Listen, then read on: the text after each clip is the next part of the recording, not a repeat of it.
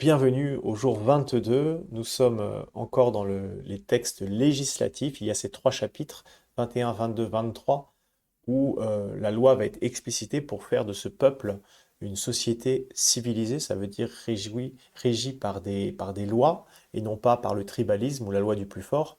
Parce que l'absence de loi, c'est pas la liberté, c'est la loi du plus fort. Et donc, on voit que ces lois vont dans les détails, elles sont peut-être plus difficiles d'accès pour nous.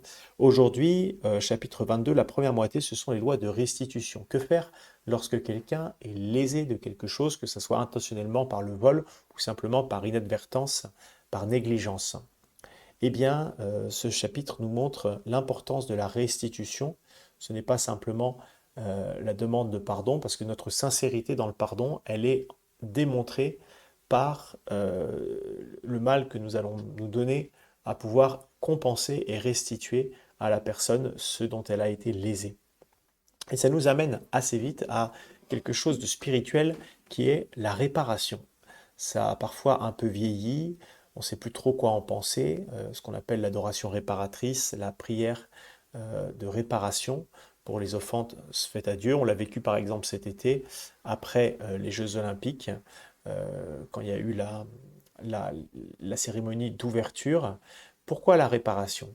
Eh bien, on voit qu'il y a quelque chose de très sain à accompagner nos paroles et nos intentions lorsque on a conscience d'avoir blessé, offensé quelqu'un ou que des personnes autour de nous ont blessé ou offensé Dieu, eh bien, de vouloir réparer, compenser dans ce qu'il est possible. Et donc, je vous invite aujourd'hui à vivre cette belle prière, hein, qui est la prière de réparation. Je vous mettrai dans la description, là en dessous, eh bien, une litanie de réparation au Saint-Sacrement. Vous pourrez prier pour nous-mêmes, parce que parfois, eh bien, moi comme prêtre, ça m'arrive parfois de vivre la messe pas à la hauteur où je le devrais, pas avec le cœur que je devrais y mettre, ou chacun de nous dans ses communions, voilà, ou aussi pour tous ceux qui eh bien, ont pu ne pas honorer comme il se doit Dieu dans l'Eucharistie. Je vous souhaite une très belle journée et je vous dis à demain. Au revoir.